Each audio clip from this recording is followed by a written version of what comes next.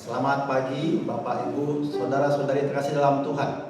Kita hari ini kembali beribadah online di gereja kita.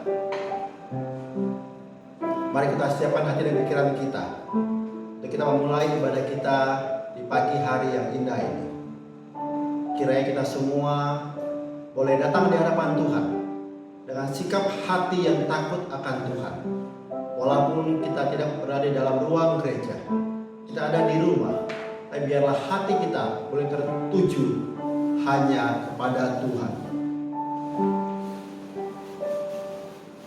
Mari jemaat, dengarlah firman Tuhan dari Mazmur 9 ayat 1 dan 2. Aku mau bersyukur kepada Tuhan dengan segenap hatiku. Aku mau menceritakan segala perbuatan-Mu yang ajaib.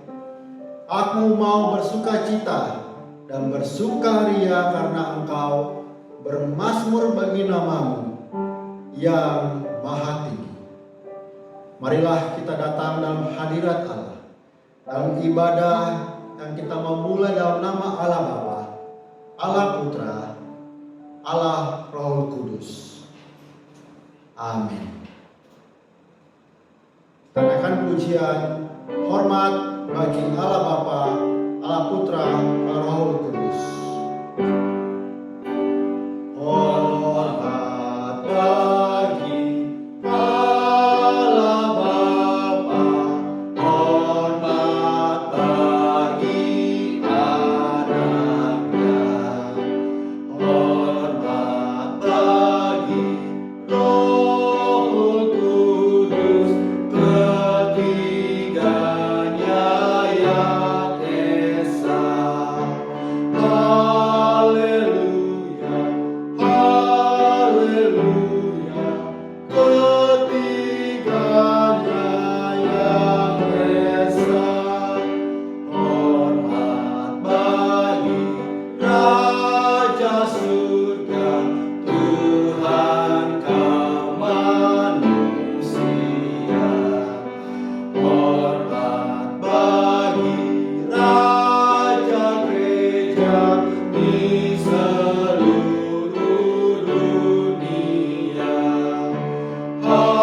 Haleluya, haleluya, di seluruh dunia. Haleluya, persembahan bala kerajaan Tuhan. Haleluya, persembahan bala kerajaan diletakkan siang malam di hadapan tatanya. Haleluya, haleluya, di hadapan tatanya. Mari kita berdoa bersama-sama. Kepada Allah kami yang mulia, pada Allah kami yang suci, pada Allah kami yang murah hati, ketika Engkau boleh mengizinkan kami untuk beribadah pada hari ini, sungguh segala pujian dan hormat bagi Engkau ya Tuhan. Berterima kasih untuk setiap kondisi kami, ketika kami Engkau izinkan kembali Bapa untuk datang ke hadapan Tuhan, untuk kembali boleh mendengarkan firman Tuhan, untuk kembali terus berharap kepada Allah kami yang berdaulat. Sungguh terima kasih Engkau Allah, yang kami serahkan ibadah kami, bagaimanapun kondisi kami, dimanapun kami berada. Biarlah Tuhan, kerinduan kami boleh Engkau lihat, dan Engkau boleh menuliskan setiap motivasi kami. Biarlah Tuhan, ibadah kami pada hari ini boleh Tuhan perkenankan dan boleh sekali lagi memuliakan nama Tuhan. Biarlah Bapa, kami yang letih boleh Kau kuatkan, kami yang lesu Tuhan boleh Kau panggil kembali untuk kembali melayani Tuhan di tengah-tengah wabah corona begitu berat. Sungguh Tuhan, ingatkan kami bahwa kami adalah anak Tuhan. Engkau adalah Allah yang berdaulat, Engkau Allah yang berkuasa. Sungguh ibadah ini Tuhan, kami memulainya, menyerahkannya semua dalam nama Tuhan Yesus Allah kami hidup. Kami berdoa dan kami menyerahkan ibadah kami. Amin. Kita akan membacakan pengakuan iman kita di hadapan Tuhan. Pengakuan iman rasuli secara perlahan-lahan dengan iman kepada Tuhan. Aku percaya kepada Allah, Bapa yang Maha Kuasa, Khalik langit dan bumi, dan kepada Yesus Kristus, Anak yang tunggal Tuhan kita, yang dikandung dari Roh Kudus, lahir dari anak darah Maria, yang menderita sengsara di bawah pemerintahan Pontius Pilatus, disalibkan, mati dan dikuburkan, turun dalam kerajaan maut, pada hari yang ketiga bangkit pula dari antara orang mati, naik ke sorga, duduk di sebelah kanan Allah Bapa yang Maha Kuasa, dan dari sana Ia akan datang untuk menghakimi orang yang hidup dan yang mati.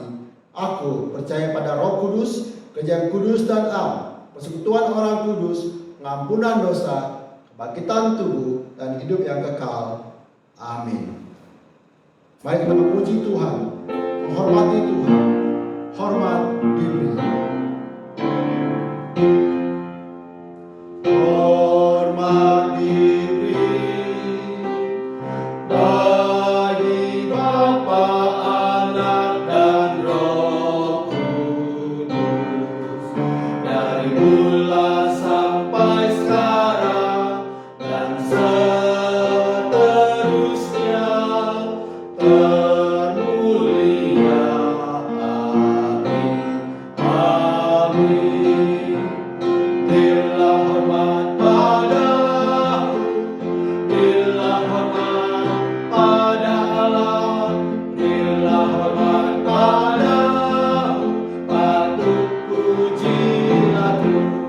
Puji Allah pemberi berkat, puji Allah segala bangsa, puji Allah yang tertinggi, puji Bapa, Putra, dan Roh. Berilah hormat padamu, berilah hormat padamu, mulia, mulia, mulia, mulia. Berilah hormat padanya, mulia, mulia, mulia, mulia. Berilah hormat padanya, berilah hormat, berilah hormat padamu, berilah hormat pada Allah, berilah hormat padamu, patut pujilah puji Allah pemberi berkat, puji Allah segala bangsa, puji Allah yang tertinggi, puji Bapa, Putra, dan Roh.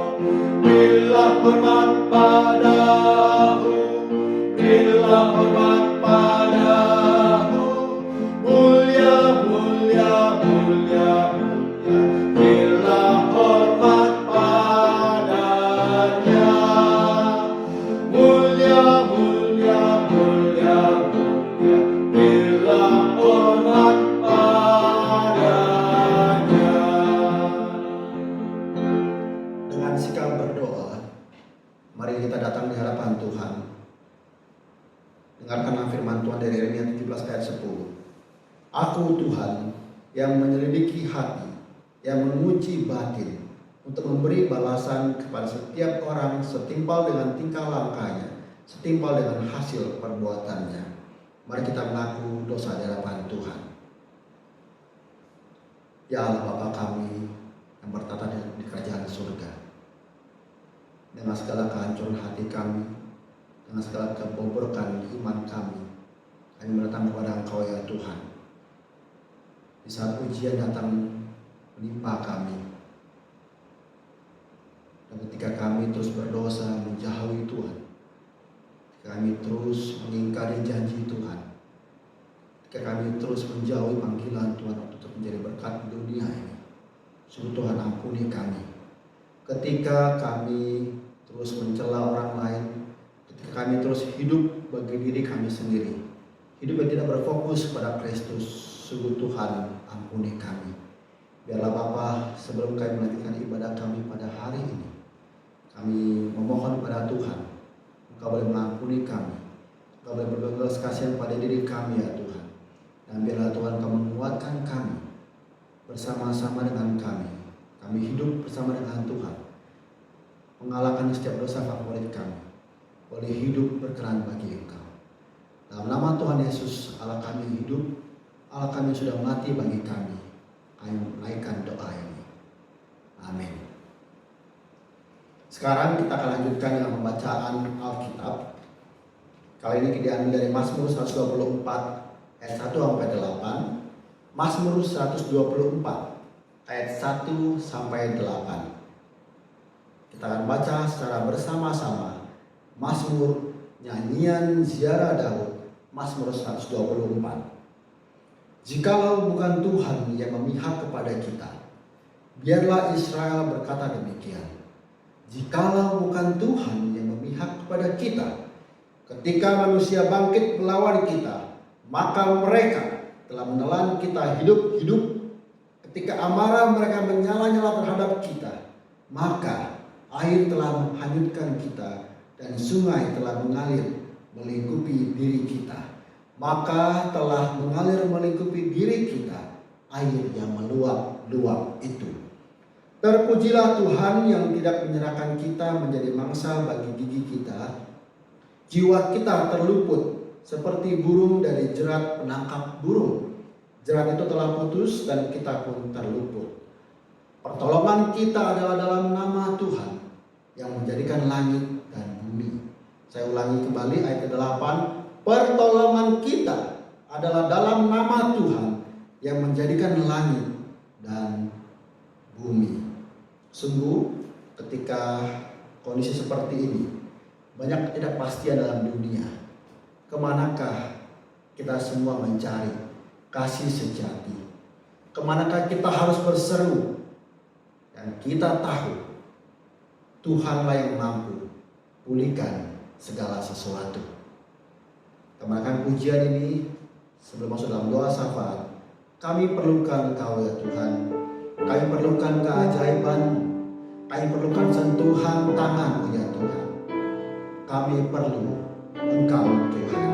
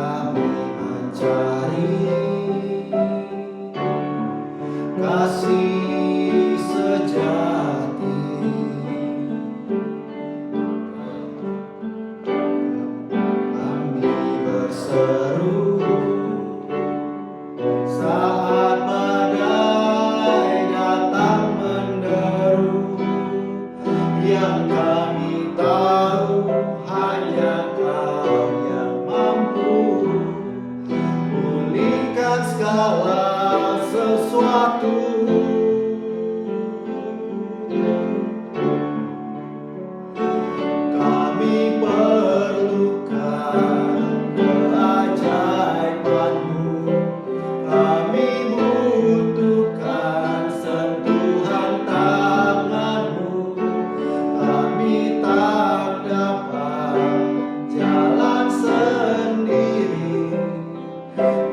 perlu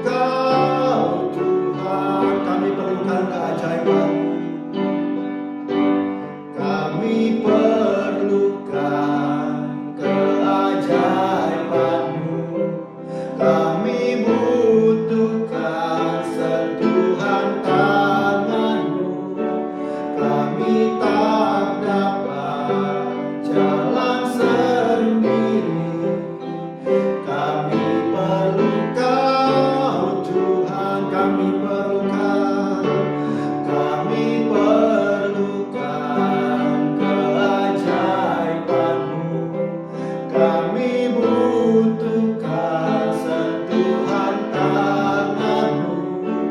Kami tak dapat jalan sendiri. Kami perlu Kau, Tuhan.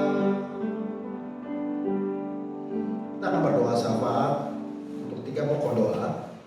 Kalau untuk pokok doa syafaat yang paling lengkap, jemaat diundang untuk menghadiri persekutuan doa kita secara online yang kita akan adakan setiap hari Rabu jam 7 malam. Saat ini kita akan berdoa untuk 3 pokok doa saja. Pertama untuk Indonesia. Kita tahu kemarin Pak Jokowi mamanya meninggal gitu ya. Siang hari dia mengumpulkan mamanya, malam hari dia sudah meeting dengan G20 ya. Dia berdoa kiranya Tuhan memberkati dia, berhikmat untuk memulihkan kebijakan-kebijakan untuk masalah COVID di Indonesia. Kedua, kita berdoa untuk Italia yang setiap hari begitu banyak orang meninggal, ya ratusan orang meninggal. Sekarang sudah nomor 1 tingkat kematian tertinggi gitu ya, sangat mengerikan, lebih tinggi daripada China. Kita berdoa juga terakhir untuk orang Kristen dalam masa ini, kira kita boleh belajar. Mari kita tutup kepala, kita berdoa kepada Tuhan. Tuhan, kami saat ini datang kepada Engkau ya Bapa, kami satu hati berdoa pertama untuk negara kami, dan berdoa menyatakan untuk Bapak Presiden kami, Presiden Jokowi. Sungguh Tuhan, kami sungguh bersyukur mempunyai Presiden seperti dia Tuhan. Jika dia masih berduka di siang hari, malam hari sudah terus bersulut pada negara-negara G20 untuk memberantas COVID secara bersama-sama, memikirkan untuk setiap perencanaan ekonomi yang boleh dipikirkan untuk menjauhi kemiskinan yang terjadi di negara-negara yang ada. Sungguh Tuhan, tolong berikan kekuatan, berikan kesehatan bagi dia, beri hikmat bijaksana Tuhan dari setiap provinsi di Indonesia ini. Sungguh Tuhan, kiranya kami boleh secepat recovery dari masalah COVID yang terus begitu meningkat setiap harinya. Sungguh Tuhan, tolong kami. Kedua, kami berdoa juga Tuhan untuk Italia. Setiap hari kami mendengar Tuhan berita kematian di sana. Sungguh kami juga begitu sedih ketika mendengar rumah sakit begitu penuh Bapak, sehingga kapasitas dokter begitu sangat terbatas. Sungguh Tuhan, kabar belas kasih kepada negara itu Bapak. Sungguh kami berdoa hal yang boleh menolong negara itu secara khusus.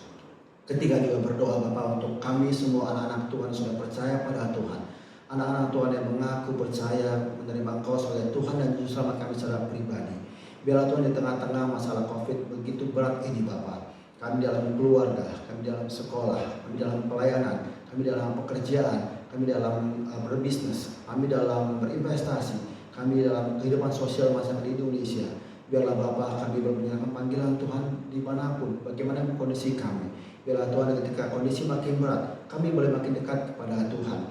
Ketika ibadah ini Tuhan kami lakukan secara online, biarlah Tuhan tidak mengurangi kualitas kami bersekutu kepada saudara seiman kami, tidak mengurangi kualitas kami bersekutu kepada Tuhan, tidak mengurangi kualitas kami untuk mendengarkan firman Tuhan, memuji memuliakan nama Tuhan. Sungguh Bapa, biarlah ketika COVID ini boleh ada, kami makin mengerti Allah kami Allah yang berdaulat, Allah kami Allah yang sangat besar. Sungguh Bapa, ajar kami untuk terus mensubmit diri kami hanya kepada Tuhan. Dalam nama Tuhan Allah kami hidup. Kami berdoa, menyerahkan setiap pribadi-pribadi yang berdoa di rumah mereka masing-masing. Mereka dalam setiap kelelahan, mereka dalam sakit penyakit, mereka dalam pergumulan berat. Sungguh Allah yang boleh menghampiri setiap kami yang berdoa di tempat kami masing-masing. Dalam nama Tuhan Yesus kami berdoa, biarlah segala puji hormat hanya bagi Engkau Tuhan di tempat maha tinggi. Amin. Saudara terkasih, Mazmur 121 ayat 1-2 mengatakan, Aku melayangkan mataku ke gunung-gunung. Dari manakah akan datang pertolonganku? Mazmur juga mengatakan, pertolonganku ialah dari Tuhan yang menjadikan langit dan bumi. Ia takkan membiarkan kakimu goyah, penjagamu tidak akan terlelap. Sungguh Tuhan kita, saudara-saudari, tidak tidur. Tuhan kita sedang mengawasi kita. Tuhan kita terus ada dalam segala kondisi yang kita alami saat ini. Mari kita bersandar pada yang kekal. Kita mau mendengar firman Tuhan. Kiranya Tuhan boleh menolong kita melalui firman-Nya. Dengan pujian, ku bersandar pada yang kekal.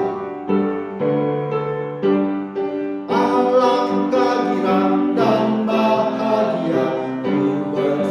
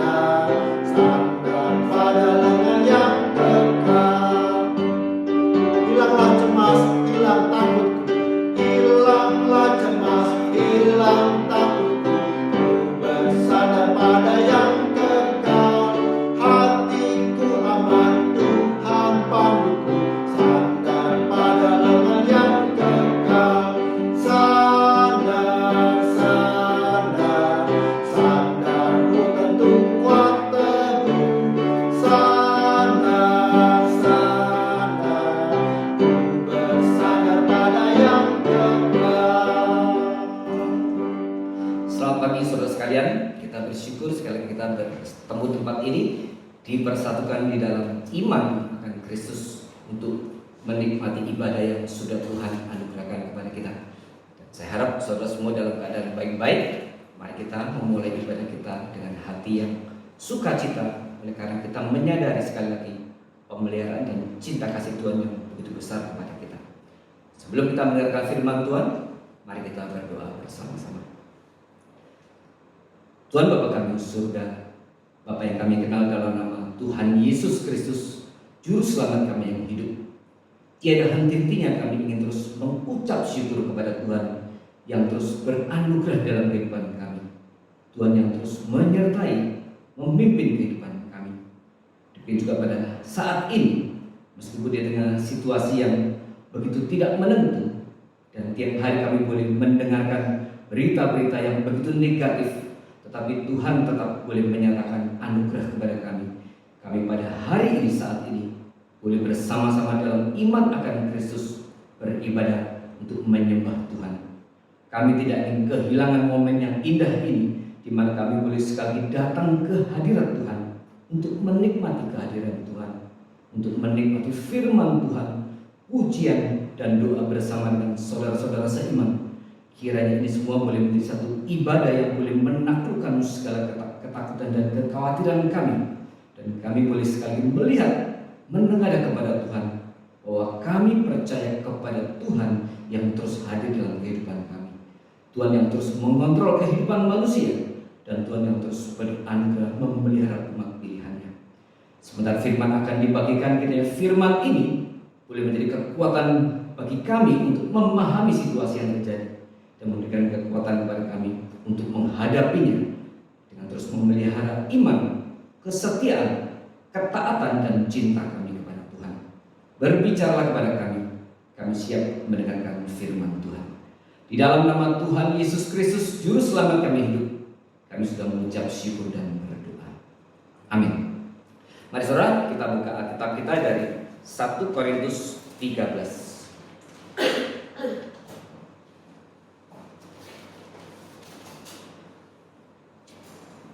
1 Korintus 13 kita akan baca dari ayat yang ke-13.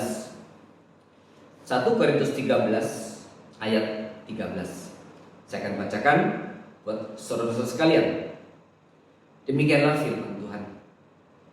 Demikianlah tinggal ketiga hal ini, yaitu iman, pengharapan, dan kasih. Dan yang paling besar di antaranya ialah kasih. Sekali lagi saya bacakan buat saudara sekalian. Demikianlah tinggal ketiga hal ini, yaitu iman, pengharapan, dan kasih. Dan yang paling besar di antaranya ialah kasih. Saudara, ayat ini tentu saja sudah sangat kita kenal. Tapi banyak orang yang salah memahami ayat ini dan kemudian mengatakan, karena dikatakan bahwa yang terbesar adalah kasih, maka kemudian banyak orang yang mengambil kesimpulan di dalam praktek kita bergereja yang paling penting adalah kasih. Dan kemudian dia menyingkirkan aspek-aspek yang lainnya. Dan ini kemudian gereja ini sangat menekankan aspek relasional, dan itu difokus di dalam satu yang namanya kasih. Nah saudara, sebagian gereja sebenarnya memahaminya ini secara salah, karena ayat ini tidak menyingkirkan iman dan pengharapan. Satu sisi ayat ini bersifat hari ini, tetapi juga ini bersifat eskatologis. Waktu dikatakan yang terbesar adalah kasih, sebenarnya ini mengacu kepada sesuatu ayat yang bersifat eskatologis. Tetapi ayat ini juga berlaku untuk situasi yang hari ini. Nah, sekarang saya ingin mengkaitkan kepada saudara antara iman, pengharapan, dan kasih. Dan ayat ini tidak berbicara bahwa kasih kemudian menganggap iman dan pengharapan sebagai sesuatu yang tidak perlu, dan oleh karenanya yang perlu hanya kasih. Tidak, ini pemahaman yang salah. Nah sekarang saya akan menjelaskan satu persatu antara apa itu iman dan kemudian apa itu pengharapan dan apa itu kasih. Saya ingin tetap firman ini boleh menjadi sesuatu yang kontekstual dengan apa yang kita hadapi hari ini. khususnya bagaimana kita menjalani hari-hari kita untuk melawan segala hal, termasuk segala berita yang begitu menakutkan, yaitu tentang COVID-19. Saudara, saya akan mulai dari aspek yang pertama, yaitu iman. Apakah iman itu? Mari kita buka ayat Alkitab kita dari Roma 1. Roma 1. Kita akan baca dari ayat yang ke-16 dan 17. Roma 1 ayat 16 dan 17. Saya akan bacakan buat saudara sekalian. Injil itu kekuatan Allah. Sebab aku mempunyai keyakinan yang kokoh dalam Injil, karena Injil adalah kekuatan Allah yang menyelamatkan setiap orang yang percaya. Pertama-tama orang Yahudi, tetapi juga orang Yunani. Nah, perhatikan ayat yang ke-17. Sebab di dalamnya nyata kebenaran Allah yang bertolak dari iman dan memimpin kepada iman. Seperti ada tertulis, orang benar akan hidup oleh iman. Sekali lagi ayat 17. Sebab di dalamnya nyata kebenaran Allah yang bertolak dari iman dan memimpin kepada iman. Seperti ada tertulis, orang benar akan hidup oleh iman. Saudara, dikatakan orang benar hidup oleh iman. Apa artinya?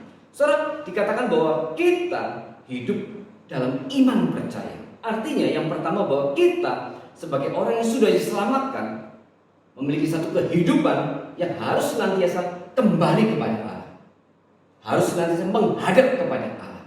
Karena di dalam Allah itulah dikemas seluruh kesatuan iman yang sudah dikaruniakan kepada kita. Mari kita mengingat sekali lagi bagaimana kisah daripada dunia ini. Allah menciptakan segala sesuatu di dalam kemuliaannya, menciptakan manusia di dalam kesempurnaan sebagai peta dan gambarnya. Dan Allah menginginkan manusia menikmati kemuliaan yang sudah dimiliki oleh Allah dari kekekalan. Dan oleh karena itu Allah menciptakan manusia. Dan kemudian Allah menugaskan kepada manusia sebagai wakil daripada Allah untuk mengelola alam semesta, untuk menaklukkan bumi, menguasainya. Tetapi manusia harus menjalankan mandat ini sesuai dengan firman Allah. Tetapi kemudian kita tahu bahwa manusia kemudian jatuh di dalam dosa. Dan kemudian manusia terhilang dari Allah, manusia memberontak kepada Allah.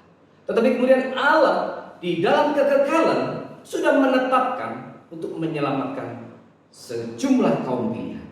Dan kemudian didasarkan kepada kasih-Nya, Allah kemudian mengutus Kristus berinkarnasi menjadi manusia, meninggalkan tahta mulia, kemudian masuk ke tengah dunia orang berdosa, berdaging sama seperti dengan kita. Dan kemudian Dia menderita, mati di atas kayu salib untuk menebus dosa kita. Maka kemudian Kristus membawa kita kembali berdamai dengan Allah. Maka melalui darah Kristus kita sudah ditebus. Melalui cinta kasih Kristus Dia sudah menggantikan hukuman kita. Dan kemudian Kristus membawa kita kembali kepada Allah. Nah saudara, iman di dalam Kristus, maka kemudian Alkitab mengatakan itu harus menjadi pusat daripada seluruh kehidupan kita. Karena dikatakan orang yang tidak diperdamaikan lagi dengan Allah, dia akan masuk di dalam hukuman yang kekal. Dan perdamaian itu hanya bisa dan mungkin dilakukan hanya melalui Kristus. Di luar Kristus tidak ada kemungkinan manusia bisa diselamatkan. Tidak ada kemungkinan manusia bisa diperdamaikan dengan Allah. Maka kita memahami dari bagian ini bahwa hidup kita sekarang adalah hidup yang sudah ditebus oleh darah Kristus. Hidup kita adalah hidup di dalam iman akan Kristus. Dan oleh karena itu dikatakan di kitab Roma 1 ayat 17 tadi dikatakan bahwa hidup ini bertolak dari iman dan memimpin kepada iman. Apa maksudnya saudara? Hidup ini bertolak dari iman. Di luar iman Kristus tidak ada kehidupan. Dan kehidupan yang kita miliki hari ini karena bertolak daripada pengorbanan Kristus di atas kayu salib. Tetapi hidup ini juga adalah hidup yang harus kita jalani untuk menyatakan iman bahwa kita adalah orang yang sudah diselamatkan oleh Kristus. Nah, iman itu diberikan kepada kita untuk terus boleh memelihara sesuatu yang harus kita pelihara sampai nanti kemudian kehendak Kristus dinyatakan buat setiap kita, yaitu ketika Dia memanggil kita. Nah, saudara, dari kita percaya sampai nanti kemudian Tuhan memanggil kita, maka Tuhan memerintahkan kepada kita untuk memelihara iman kita dan menjadikan iman kita itu sebagai pusat kehidupan kita. Nah, saudara, apa yang dikatakan bahwa iman menjadi pusat kehidupan kita? Tuhan mengkaruniakan iman kepada kita sekaligus untuk menyatakan satu penyertaan Dia kepada kita. Karena di dalam iman itu kemudian kita dipersatukan dalam kesatuan yang kekal dengan Kristus dan juga dengan saudara-saudara seiman. Maka melalui iman itu juga kemudian Tuhan menganugerahkan kepada kita, yaitu Roh Kudus sebagai tanda penyertaan Allah kepada kita. Dan Roh Kudus itu juga menjadi satu jaminan yang tidak mungkin diambil oleh siapapun, menjadi satu jaminan keselamatan bagi kita. Nah, saudara, Roh Kudus dicurahkan kepada kita menyertai setiap orang percaya, supaya setiap orang percaya di dalam kehidupannya, setiap langkah kehidupannya boleh senantiasa menengadah dan mengandalkan Allah. Hidup di dalam iman berarti kita harus selalu mengandalkan iman itu, mengandalkan Allah di dalam setiap permasalahan yang kita hadapi, termasuk hari ini.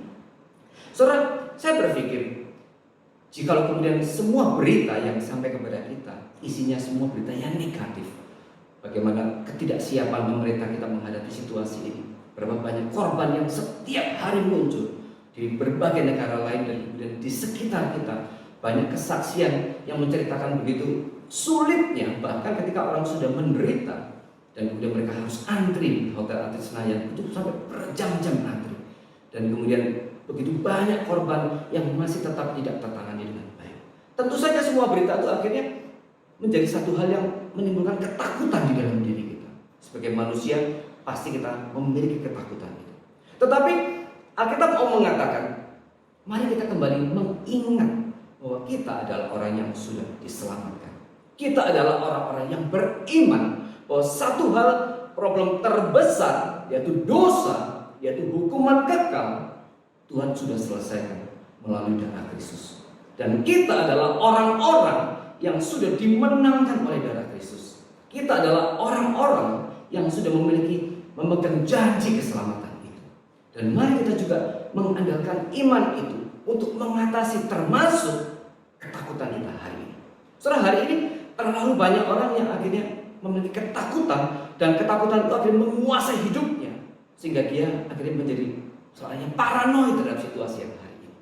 Padahal kalau kita melihat misalnya data, fakta, misalnya dari mereka yang terkena corona, yang sembuh itu 97%. Yang sembuh adalah 97%. Yang tidak berhasil menjalani kesembuhannya hanya 3%. Ini sebenarnya memberikan satu kekuatan kepada kita bahwa kondisi ini, virus ini sangat mungkin ditaklukkan.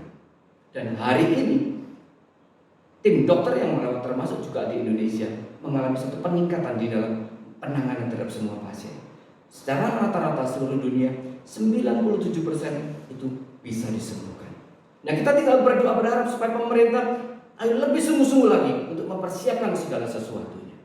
Kemudian kita juga lihat bahwa dari semua yang beredar yang sudah kita terima, cara-cara bagaimana kita menghindarkan diri. Misalnya kita menjaga kebersihan, kita menjaga imunitas badan kita tidak usah keluar kalau tidak betul-betul perlu. Dan semua hal sudah kita terima, termasuk bagaimana kita juga harus rajin mencuci tangan, dan semua hal yang sudah baik, yang sudah positif sudah sampai ke tangan kita. Tetapi pertanyaannya, masih ada saja orang yang kemudian menjadikan ketakutannya itu sebagai sesuatu yang sangat besar di dalam dirinya. Misalnya hari ini beredar pesan stay at home, ya, stay at home. Saya setuju dengan kita menjaga social distancing, itu suatu hal yang perlu sekali. Karena sebagaimana kita dapat informasi bahwa pemerintah hari ini tim perawat juga begitu kewalahan dengan korban yang terus bertambah. Social distancing sangat perlu. Oleh karena itu berkali-kali saya katakan juga, kalau tidak perlu betul-betul jangan keluar rumah. Tetapi pertanyaannya sebenarnya kalau kita mau jujur, pesan stay at home itu sebenarnya kita tujukan buat siapa?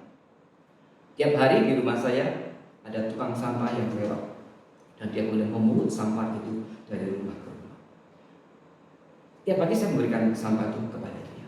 Waktu saya memberikan sampah itu kepada dia, saya berpikir, andai saja tukang sampah ini kemudian melakukan pesan yang kemudian beredar di WA, yaitu stay at home.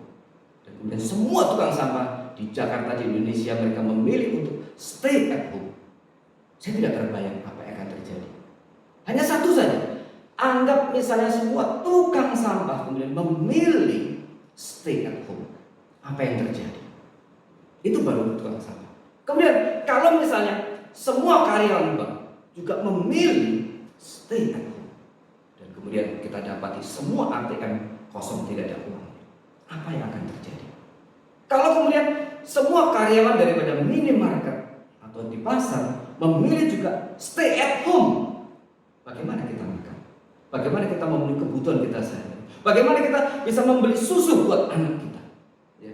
Kalau kemudian juga semua tukang ojek online memilih stay at home, kemudian bagaimana kita harus membeli makanan online dan sebagainya? Jadi saudara, kalau kita mau jujur, sebenarnya pesan stay at home itu sebenarnya kita tujukan buat siapa?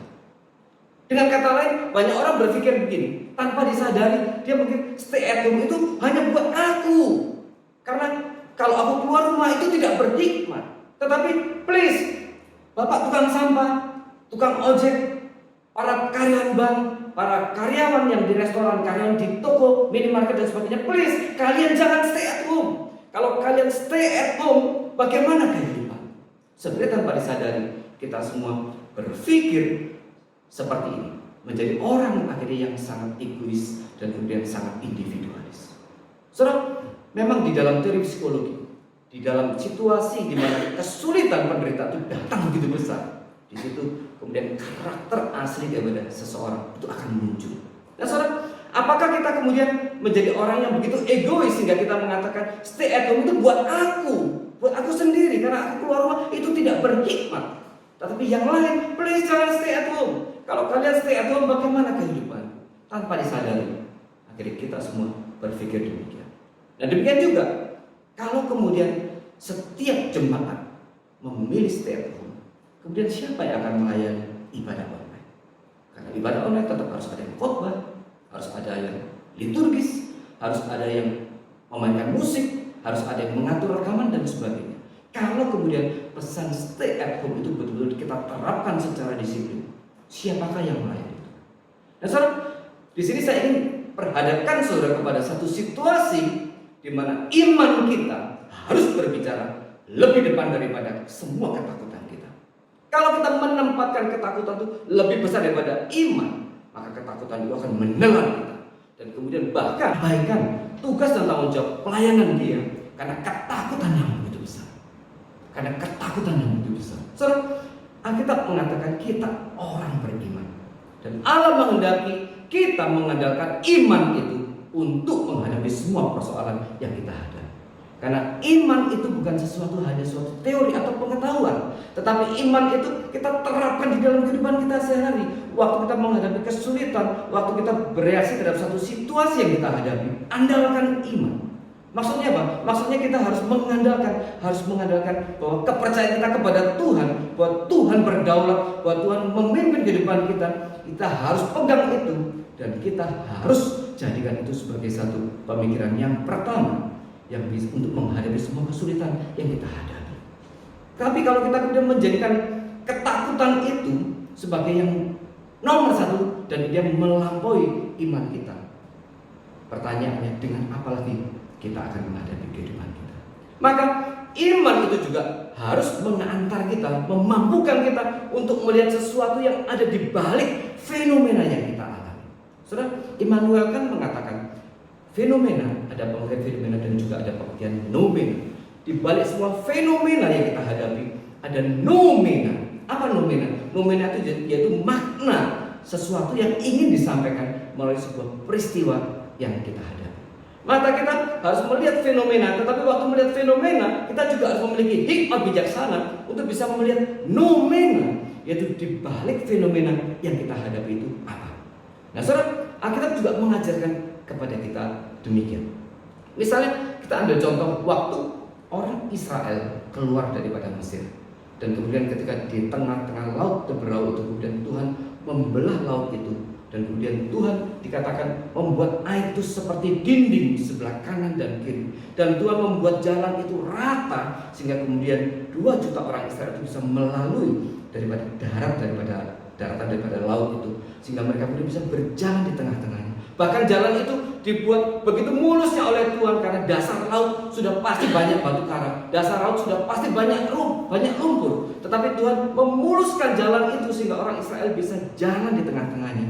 Bahkan dikatakan kemudian kereta daripada Fir'aun, 600 kereta dari Fir'aun itu terus bisa berjalan juga di tengah-tengahnya. Berarti jalan itu dibuat demikian mulus oleh Tuhan.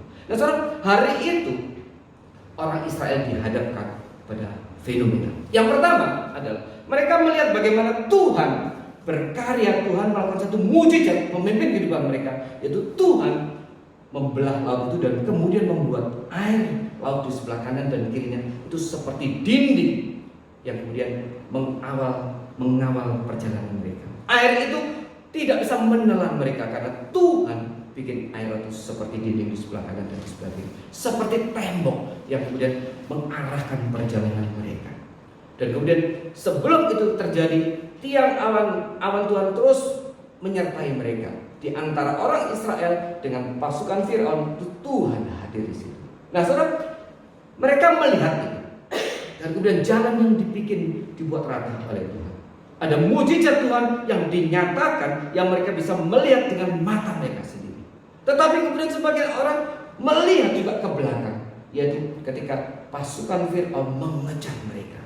Dan mungkin semakin dekat karena mereka berjalan kaki dan Fir'aun memakai kereta, pasti lebih cepat. Nah saudara, hari itu mereka melihat ada 2 fenomena itu. Yang pertama fenomena bagaimana Tuhan berkarya melakukan mujizat di hadapan mereka. Tetapi juga ada fenomena yang menakutkan di belakang mereka, yaitu pasukan Fir'aun yang terus mendekat. Nah saudara, hari ini kita juga dihadapkan pada situasi yang sama. Ada fenomena yang kita lihat, yaitu informasi yang kita dapat itu tentang jumlah orang yang tiap hari makin meninggal bertambah. Dan kemudian pertambahan itu membuat kita tidak bisa melihat fenomena yang lain, yaitu apa? Fakta bahwa yang sembuh adalah 97%. Fakta bahwa kalau berita itu betul dan bukan suatu hoax, yaitu vaksin itu sudah ditemukan di Amerika. Dan kemudian ini sedang terus diproduksi untuk diedarkan ke seluruh dunia. Dan kemudian pemerintah yang terus makin bersungguh-sungguh, dan kita melihat ada sekelompok orang dokter maupun perawat yang terus bersungguh-sungguh mengatasi situasinya. Dan kemudian informasi yang kita dapat itu ada 2 hal, yang negatif dan positif. Ada fenomena yang kita lihat. Pertanyaannya, fenomena mana yang paling kita lihat? Fenomena mana yang paling menguasai kita?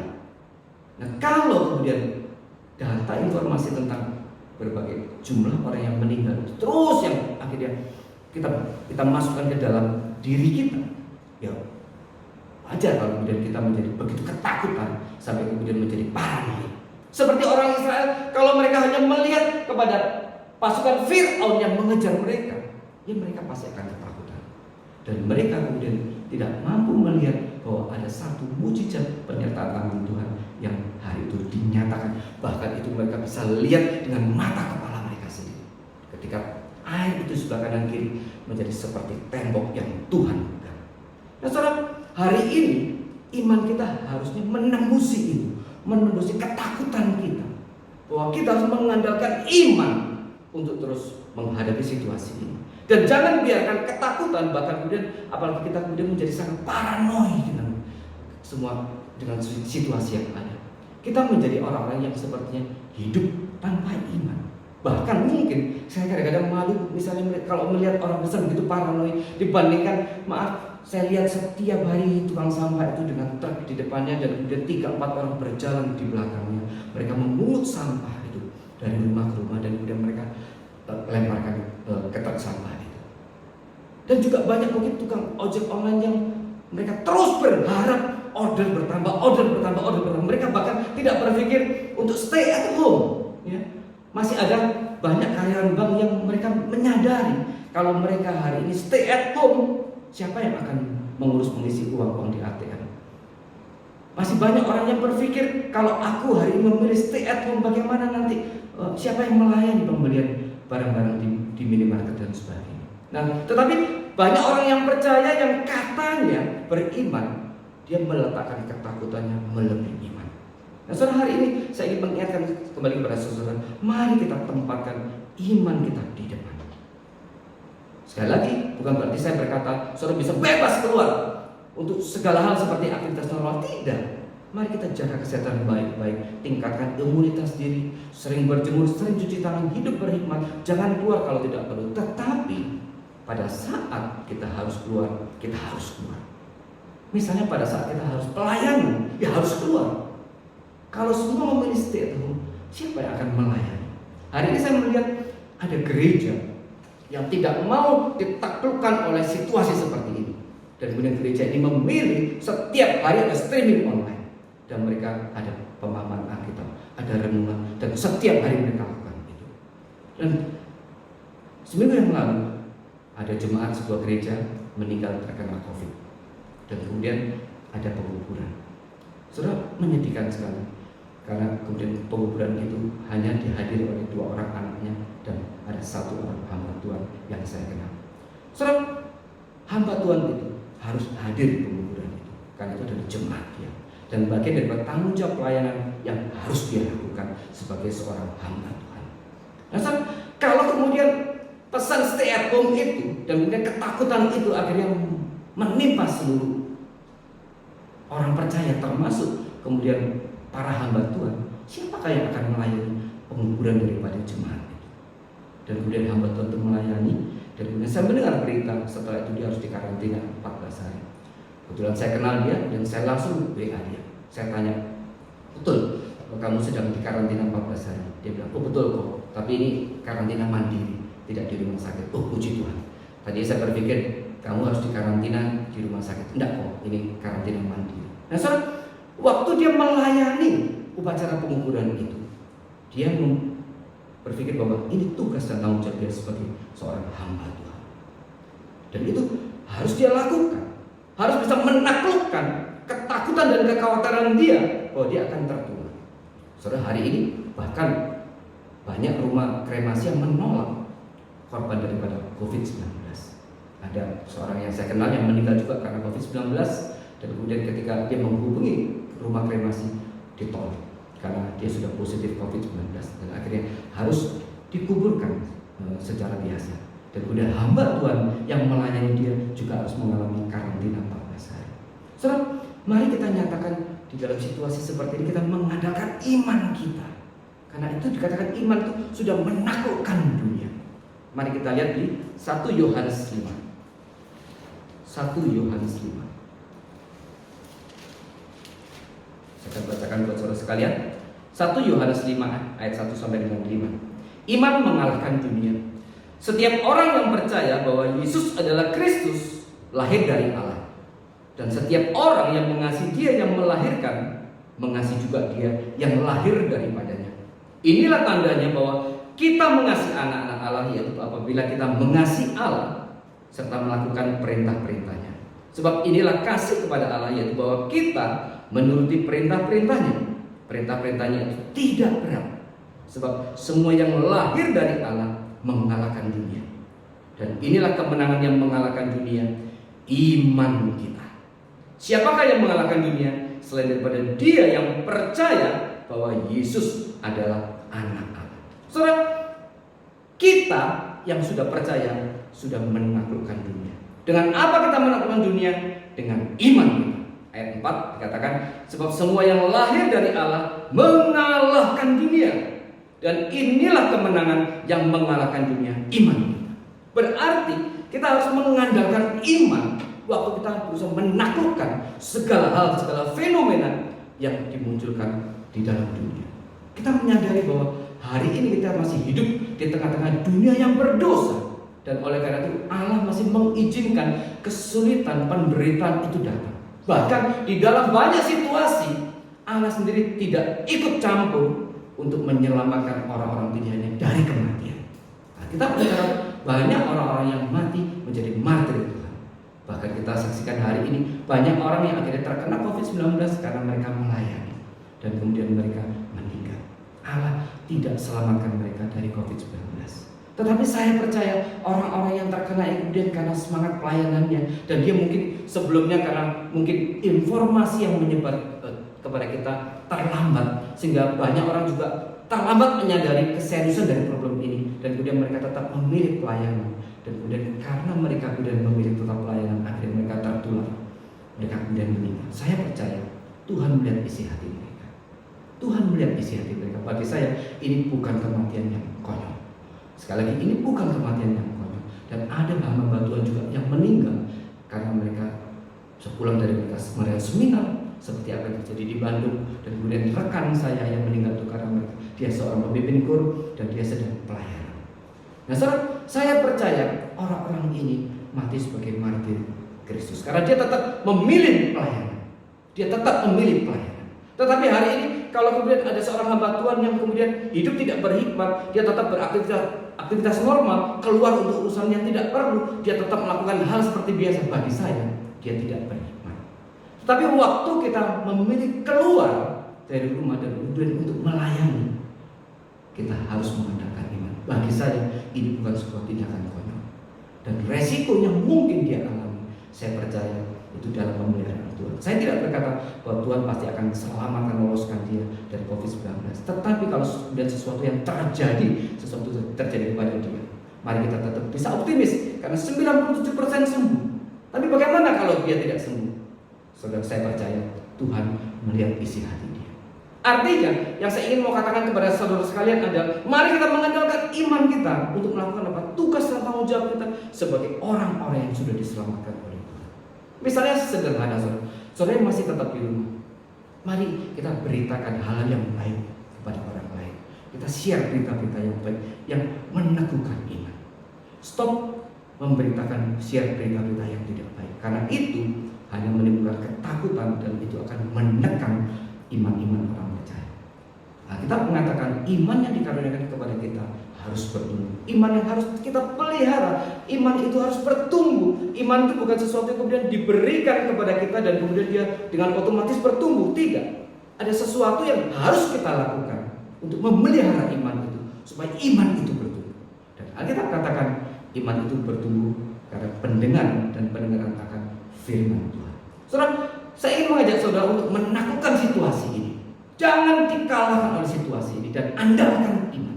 Misalnya sederhana, saudara yang terus berada di rumah dan tidak ada memang kewajiban keluar, saudara harus punya janji misalnya kepada Tuhan. Tuhan, selama liburan ini, selama kami tidak bisa beraktivitas, saya akan baca seluruh perjanjian baru. Saya berjanji saya akan tuntaskan seluruh perjanjian baru. Dan kemudian saudara juga mau mendukung, misalnya kita persekutuan doa online dan sebagainya. Minggu lalu yang persekutuan doa online tidak sampai 10 orang. Menyedihkan sekali. Saudara, waktu saudara di rumah, saudara tetap boleh andalkan iman itu dengan cara apa? Hal yang kelihatannya sederhana, kelihatan kecil, tapi saudara memakai iman itu untuk menaklukkan situasi yang ada. Jangan membiarkan diri kita justru dikuasai oleh situasi yang ada. Itu berarti kita tidak mengandalkan. Mari kita bikin komitmen kepada Tuhan. Tuhan, selama aku ada di rumah ini, aku mau baca seluruh Alkitab. Aku mau baca seluruh perjanjian baru. Aku terus mau memelihara kehidupan doaku lagi lebih baik di hadapan Tuhan. Aku terus mau belajar firman lebih baik lagi. Dan kemudian saudara mau menguatkan orang-orang lain dengan apa? Dengan cara men-share hal-hal yang baik. Itu berarti kita mau mengandalkan iman dan memakai iman itu untuk menaklukkan situasi yang ada. Termasuk memakai iman itu untuk menguatkan orang-orang yang lain. Dan bukan justru untuk menjatuhkan. Saudara, itu aspek yang pertama, iman. Iman diberikan kepada kita dan iman itu sudah dikatakan menaklukkan dunia. Mari kita pakai iman ini juga untuk berespon terhadap situasi yang hari ini ada, yang kita hadapi. Mari kita pakai iman kita untuk menaklukkan COVID-19 ini. Mari kita memakai iman kita ini juga untuk memberi kekuatan kepada orang lain untuk menghadapi situasi yang sama. Sehingga kita menjadi orang-orang yang tidak ditelan oleh ketakutan dan kekhawatiran. Mari buktikan bahwa kita adalah orang-orang yang beriman. Dengan cara apa? Dengan cara mengandalkan iman itu untuk menghadapi segala situasi. Itu yang pertama. Yang kedua, pengharapan. Apa itu pengharapan? Mari kita buka Ibrani 6 ayat 19. Ibrani 11 ayat 1. Kita buka dulu Ibrani 11 ayat 1. Saya akan bacakan buat saudara sekalian. Ibrani 11 ayat 1. Saksi-saksi iman. Iman adalah dasar dari segala sesuatu yang kita harapkan dan bukti dari segala sesuatu yang tidak kita lihat. Saudara, dikatakan iman adalah dasar dari segala sesuatu yang kita harapkan. Nah, saudara, di aspek pertama yang tadi sudah saya katakan kepada saudara, kita harus memelihara iman. Maka jika kemudian iman itu bertumbuh, maka itu akan menjadi satu fondasi yang kuat untuk apa? Untuk pengharapan kita. Pengharapan kita, pengharapan apa? Pengharapan apa? Mari saudara kita lihat di Roma 5. Pengharapan akan apa? Roma 5 ayat 1 sampai dengan 5. Saya bacakan buat saudara sekalian. Roma 5 ayat 1 sampai dengan 5. Sebab itu kita yang dibenarkan karena iman, kita hidup dalam damai sejahtera dengan Allah oleh karena Tuhan kita Yesus Kristus. Oleh Dia kita juga beroleh jalan masuk oleh iman kepada kasih karunia. Di dalam kasih karunia ini kita berdiri dan kita bermegah dalam pengharapan akan menerima kemuliaan Allah. Dan bukan hanya itu saja, kita malah bermegah juga dalam kesengsaraan kita. Karena kita tahu bahwa kesengsaraan itu menimbulkan ketekunan, dan ketekunan menimbulkan tahan uji, dan tahan uji menimbulkan pengharapan. Dan pengharapan tidak mengecewakan, karena kasih Allah telah dicurahkan di dalam hati kita oleh Roh Kudus yang telah dikaruniakan kepada kita. Saudara, Alkitab berbicara sekali lagi, menegaskan di bagian ini, iman itu menjadi dasar akan pengharapan. Bahkan iman itu harus kita andalkan waktu kesulitan itu datang. Karena iman itu menghasilkan ketekunan, ketekunan tahan uji, dan tahan uji akan mengokohkan pengharapan. Saudara, pengharapan akan apa dikatakan di sini? Pengharapan akan menerima kemuliaan Allah. Pengharapan apa itu? Pengharapan bahwa keselamatan itu waktu Yesus nanti datang kedua kali, kita akan menerima sepenuhnya kemuliaan Allah. Hari ini kita sudah menikmati kemuliaan Allah yang sudah Allah berikan kepada kita waktu kita hidup di tengah dunia yang berdosa. Kemuliaan Allah yang Allah nyatakan kepada kita dengan penyertaannya di dalam diri kita. Roh Kudus sudah dicurahkan kepada kita, dan kita boleh menikmati bagaimana satu hidup yang memang di dalam kemuliaan Allah, hidup yang kita persembahkan bagi kemuliaan Allah. Di Roma 11 ayat 36 dikatakan, kita tahu sekarang bahwa kita sekarang hidup dari kemuliaan Allah, dalam kemuliaan Allah, dan untuk kemuliaan Allah. Saudara, kemuliaan yang Allah berikan kepada semua umat percaya, yaitu pada waktu Yesus datang kedua kali, itu menjadi satu pengharapan yang tidak akan pernah bisa direbut oleh siapapun. Pengharapan bahwa kita adalah umat yang sudah dimenangkan, dan Roh Kudus yang diberikan kepada kita menjadi satu materai yang akan menjadi jaminan bagi kita bahwa kemuliaan itu akan kita terima nanti, yaitu kemuliaan Allah yang sempurna waktu nanti Yesus datang kedua kali. Mari kita buka satu ayat lagi di Ibrani 6 ayat 19. Ibrani 6 ayat 19.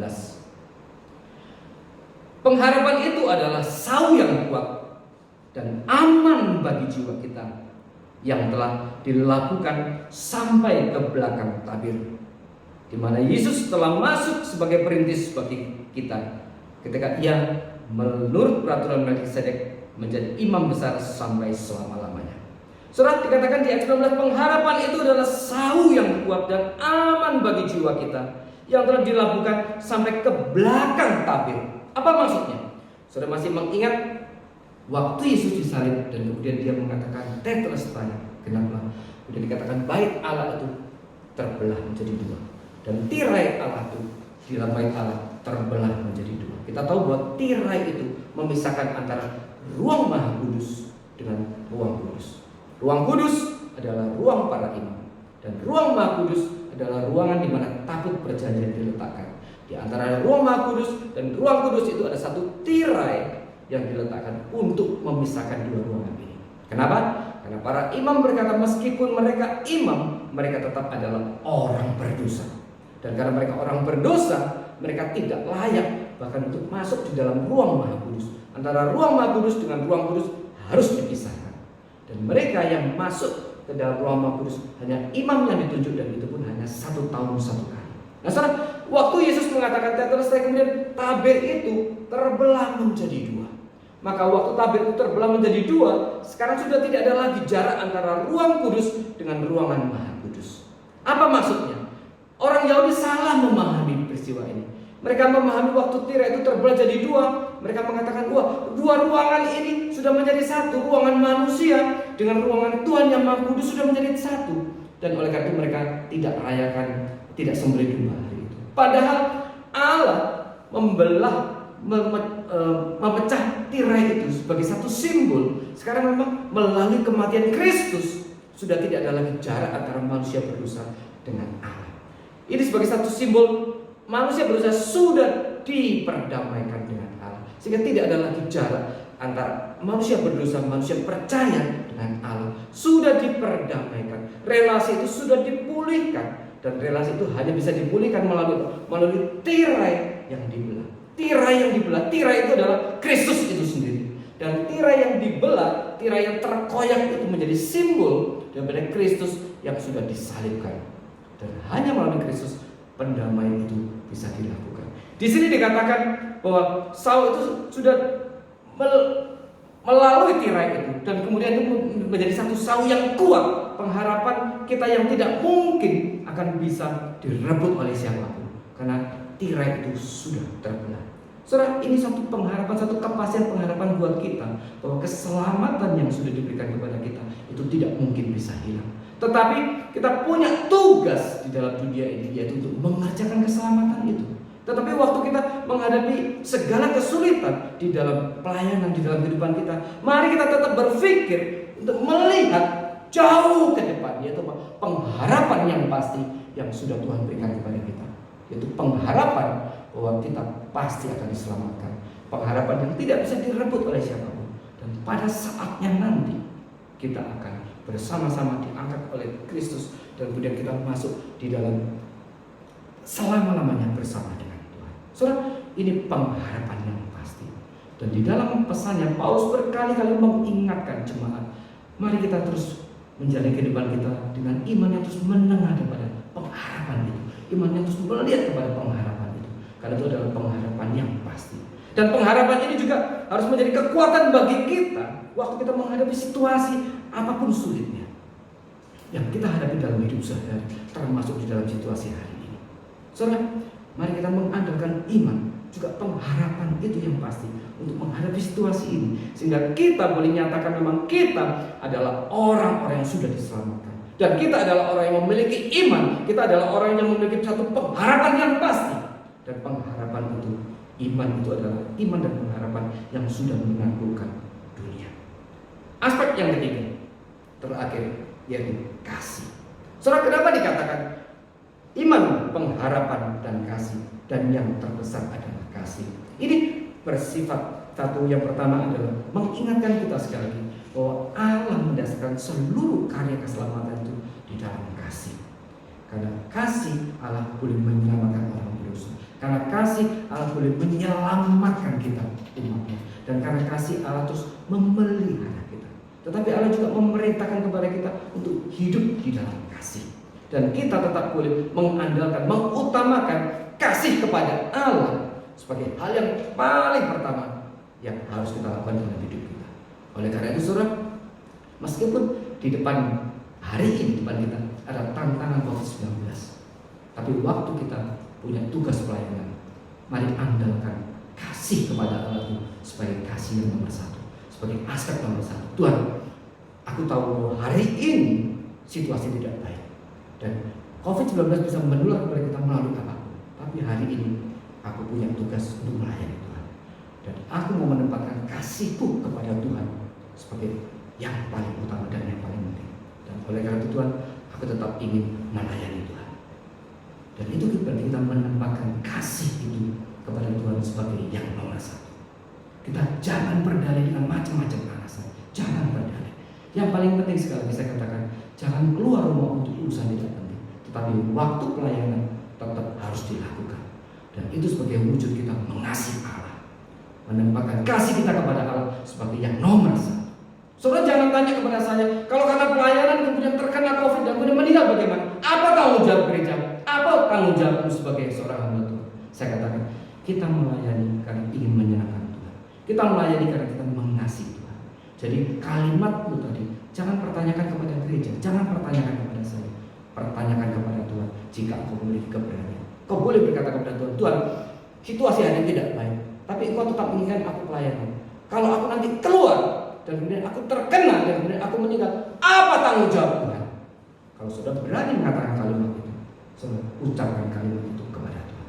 Tapi Alkitab mengatakan kepada kita, kita harus menempatkan kasih kepada Tuhan itu sebagai yang pertama dan yang terutama, karena Dia sudah terlebih dahulu mengasihi kita. Karena urusan yang paling penting yaitu menyelamatkan kita dari hukuman kekal sudah Tuhan kerjakan kepada kita. Tuhan berikan kepada kita dan itu didasarkan kepada kasih-Nya.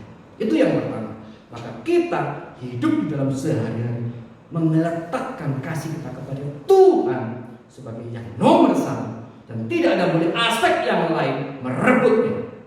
Oleh karena itu ada juga katakan, jika engkau mengasihi ayahmu, ibumu, anakmu, suamimu, istrimu melebihi engkau mengasihi aku, engkau tidak layak bagi aku. Tuhan tidak ingin menjadi nomor dua. Tuhan ingin selalu menjadi nomor satu dan itu adalah hak prerogatif Dia. Yang kedua dikatakan, kenapa kasih lebih besar daripada iman dan pengharapan. Sekali lagi, bukan berarti iman dan pengharapan itu tidak penting. Iman dan pengharapan itu penting sekali di dalam kehidupan orang percaya menjalani kehidupan sehari-hari. Tetapi dikatakan, kenapa dikatakan yang paling besar adalah kasih? Saudara, nanti pada waktu Yesus datang kedua kali, iman kita sudah sampai kepada tujuannya, sudah sampai kepada finalnya, dan kemudian pengharapan kita akan digenapi. Maka hari itu iman sudah selesai, pengharapan sudah Tuhan berikan, Tuhan sudah genapi, Tuhan sudah berikan kepada kita. Maka waktu kita hidup bersama-sama dengan Tuhan nanti di atas sana, sudah tidak perlu lagi beriman, kita sudah tidak perlu lagi berharap apapun. Karena hari itu iman dan pengharapan sudah mendapatkan penggenapannya secara sempurna. Maka kemudian kita akan hidup bersama-sama dengan Tuhan di dalam kasih yang sempurna. Hidup di dalam Tuhan dalam relasi, Tuhan mengasihi kita dan kemudian kita mengasihi Tuhan dengan sempurna. Karena hari itu kita tidak bisa lagi berbuat dosa, karena kuasa dosa hari itu sudah ditaklukkan di dalam kekekalan untuk selama-lamanya. Maka pada saat itu iman dan pengharapan sudah tidak ada lagi, sudah digenapkan oleh Tuhan, sudah diberikan kesempurnaannya kepada kita semua. Tetapi kemudian kita hidup di dalam kasih sampai selama-lamanya bersama dengan Tuhan. Itu maksudnya bahwa kasih lebih besar daripada iman dan pengharapan. Waktu iman dan pengharapan sudah digenapi, sudah selesai, maka kemudian yang tinggal hanyalah kasih. Kita hidup selama-lamanya bersama dengan umat pilihan, umat yang sudah diselamatkan sepanjang segala zaman dalam ikatan kasih yang sempurna. Allah mengasihi kita dan kemudian kita bisa mengasihi Tuhan dengan sempurna, karena hari itu dosa sudah ditaklukkan di dalam penghukuman kekal. Dosa tidak lagi berkuasa atas diri kita. Kita sudah memiliki satu tubuh yang baru di dalam langit dan bumi yang baru. Kita berrelasi dalam kesempurnaan, keindahan di dalam kasih yang kekal bersama dengan Tuhan. Saudara, itulah maksudnya dikatakan bahwa kasih lebih besar daripada iman dan pengharapan. Tetapi sekali lagi, iman dan pengharapan bukan tidak perlu. Justru iman harus kita pelihara supaya iman kita bertumbuh, dan kemudian ada pengharapan. Dan kedua hal ini, iman dan pengharapan, harus menjadi sesuatu kekuatan bagi kita untuk menghadapi berbagai situasi dan kesulitan yang ada, termasuk hari ini yang kita hadapi, yaitu COVID-19. Saudara, jangan biarkan ketakutan menaklukkan dirimu. Jangan biarkan segala kekhawatiran akhirnya membuat engkau menjadi orang yang seperti tidak punya iman. Mari kita nyatakan hari ini kepada Tuhan, Tuhan, aku orang beriman dan aku percaya kepada pengharapan yang sudah Tuhan berikan kepada kita, dan aku mau mengandalkan iman dan pengharapan itu untuk menaklukkan segala kekhawatiran, segala ketakutan. Maka ketika Tuhan tetap dalam situasi ini, memberikan tugas-tugas pelayanan kepada aku. Aku mau menikmatinya, aku mau melakukannya dengan segala sukacita. Saudara, mari kita nyatakan hidup kita sebagai orang percaya dengan terus mengandalkan iman dan pengharapan kita. Dan nanti pada saatnya kita akan bisa menikmati kasih yang sempurna, hidup bersama-sama dengan Allah. Dan saya juga mau kaitkan hari ini, peristiwa ini dengan IMB gereja kita. Saudara, sebenarnya untuk mengeluarkan IMB gereja itu mudah sekali. Mudah sekali. Itu kita tinggal bayar 15 juta, selesai. Freddy sudah cek, di dalam 2 hari setelah kita lunasi, 2 hari kemudian IMB itu akan keluar. Dan kita tinggal bayar. Hari ini orang yang kita percaya untuk mengurus itu, dia sedang di dalam kesulitan besar. Dia seorang kontraktor, dan kemudian sejak Desember yang lalu banyak proyek dia dihentikan, dan sebagian besar proyek dia ke pemerintah tanpa alasan kemudian diberhentikan, dan dia menghadapi kesulitan karena sudah banyak proyek di tengah jalan berhenti, sementara tagihan keluar semua. Yang saya dengar dari teman-teman yang mengenal dia, sahabat-sahabat dia, mobil sudah dijual, semua sudah dijual, dan istri dia dalam kondisi tidak kerja. Dia sekarang di dalam kesulitan besar. Tetapi uang dia di kita masih ada 9 juta. 9 juta uang dia yang masih ada di kita. Dan tagihan yang harus dibayar dari IMB itu ada 15 juta. Sebenarnya simpel, kita tinggal tambahkan 6 juta itu selesai, dan IMB akan keluar 2 hari kemudian. Tetapi saya sudah lama terpikir itu, tapi saya tidak pernah menyampaikan itu kepada tim. Saya terus bergumul, apakah ini memang sesuatu yang dikehendaki Tuhan? Saya khawatir bahwa ide untuk kita talangin 15 juta untuk bayar dan kemudian IMB keluar. Saya khawatir bahwa ide itu kemudian menginterupsi rencana dan kehendak Tuhan buat gereja ini, buat gereja Batu Hidup. Dan saya tidak sejahtera. Saya terus bawa ini dalam doa. Kalau ini kita bayarkan salah ya Tuhan, kalau kita bayar salah.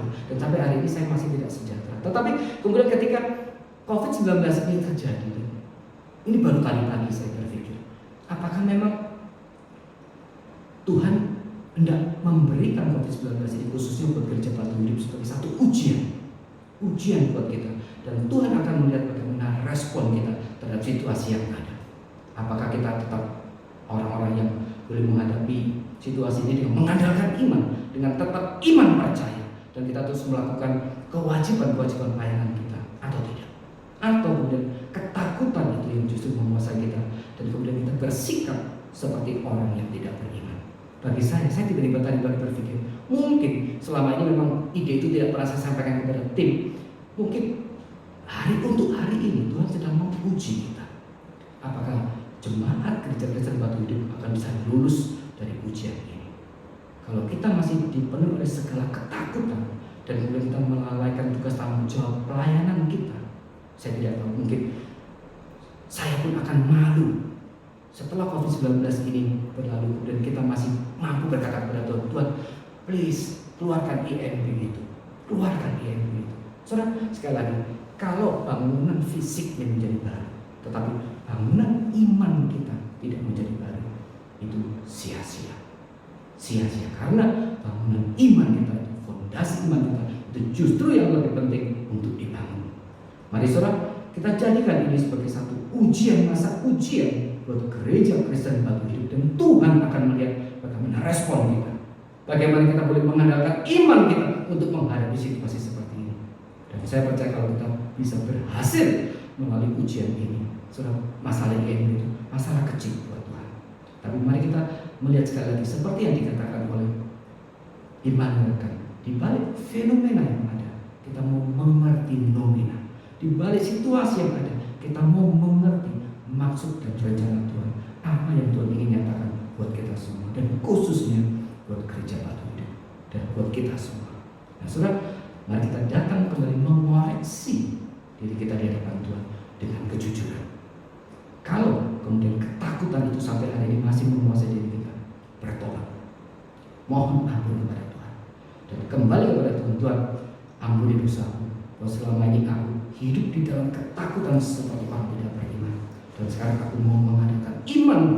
Tuhan sudah mempercayakan gereja ini kepada kami semua, dan khususnya kepada pengurus. Ada tugas pelayanan yang tetap harus kami kerjakan, dan kami mau mengerjakannya demi kemuliaan Tuhan. Kami tetap mau mengerjakannya untuk menyatakan saya, kami mengasihi Tuhan dan kasih kepada Tuhan yang tidak bisa dilewati oleh hal apapun. Kami tidak ingin menempatkan Tuhan sebagai yang nomor 2 dalam hidup kami. Saudara, mari kita bersama-sama menyadari ini adalah ujian yang Tuhan berikan kepada kita. Dan Roma 5 mengatakan ujian menghasilkan ketekunan, ketekunan akan menghasilkan pengharapan. Mari saudara, kita jalani masa-masa ujian ini dengan hati yang penuh sukacita.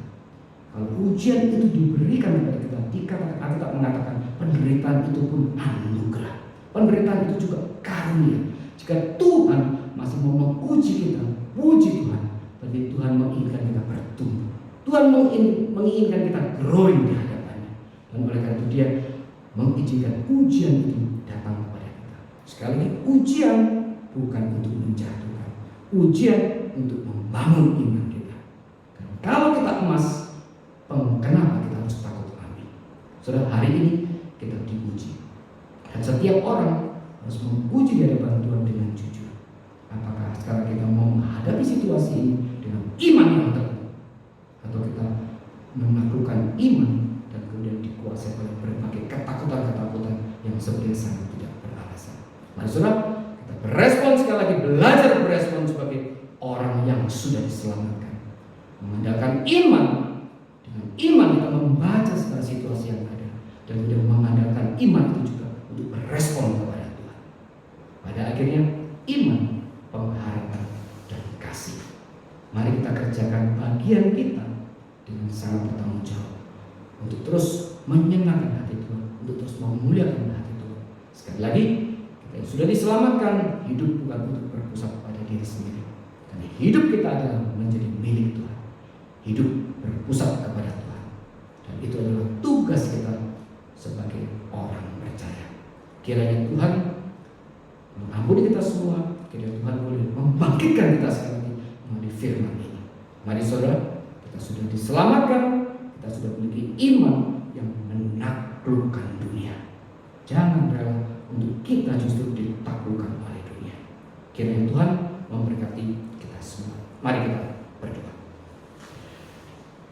Tuhan, terima kasih Bapak untuk firman Tuhan. Terima kasih jika firman ini boleh menegur kami dan sekaligus boleh menguatkan kami. Ampuni kami jika selama ini kami terus hidup ditelan oleh berbagai ketakutan-ketakutan, dan kemudian ketakutan itu menelan iman percaya kami.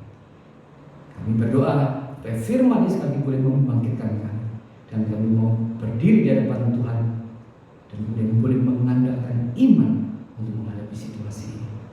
Kami boleh melihat sekali lagi pada pengharapan yang pasti yang sudah Tuhan sediakan bagi kami.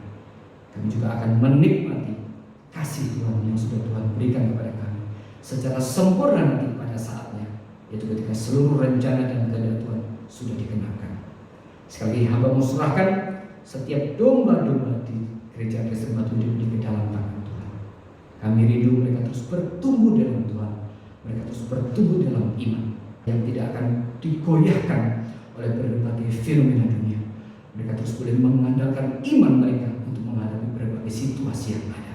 Dan iman itu juga iman yang akan terus Tuhan pertumbuhkan, dan mereka menjadi orang-orang yang akan Tuhan pakai bagi kemuliaan, bagi pekerjaan, bagi ladang yang lebih besar lagi. Kiranya gereja ini boleh menjadi gereja yang lebih besar lagi, menjadi berkat bagi seluruh pekerjaan Tuhan di muka bumi ini. Terima kasih Bapak, sekali serahkan domba-domba di tempat ini ke dalam tangan Tuhan. Kiranya Tuhan terus menyatakan pimpinan, anugerah, dan kasih, kekuatan buat setiap mereka. Di dalam nama Tuhan Yesus Kristus kami sudah mengucap syukur dan berdoa. Amin. Mari saudara, kita angkat pujian Aku Berserah.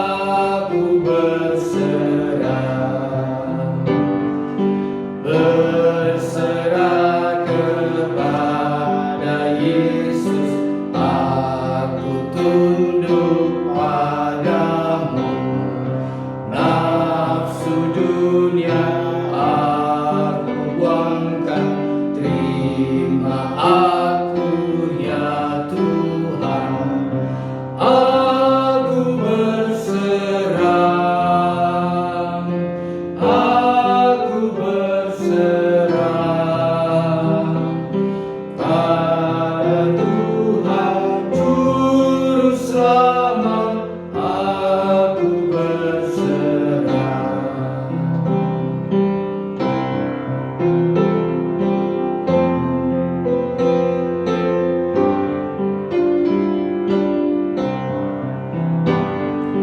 Berserah kepada Yesus, diriku buat Tuhan, penuhi cinta dan kuasa, biar berkat Tuhan nyata. Aku berserah, aku berserah pada Tuhan Juru Selamat, aku berserah. Doa mereka. Jemaat yang dikasihi Tuhan, hiduplah terus di dalam damai sejahtera Tuhan. Nyatakan terus cinta yang terbaik yang bisa kita berikan kepada Tuhan. Jadikan terus Tuhan sebagai yang paling utama dan terutama dalam hidup kita. Dan mari kita terus menjalani hidup kita di dalam iman dan pengharapan yang pasti. Dan pada saatnya kasih yang kekal itu, kasih yang sempurna itu akan kita bisa nikmati bersama-sama dengan seluruh umat kudus, seluruh umat pilihan, bersama dengan Allah sampai selama-lamanya. Terimalah berkat daripadanya. Kiranya damai sejahtera dan anugerah yang dari Allah, cinta kasih dan keselamatan yang kekal yang sudah Kristus berikan kepada kita di atas kayu salib, penghiburan, teguran, kekuatan, dan pimpinan dari Allah Kudus hari ini berkat dari Allah Tritunggal dicurahkan kepada kita dan akan menyertai kita sampai selama-lamanya. Amin. Doksologi.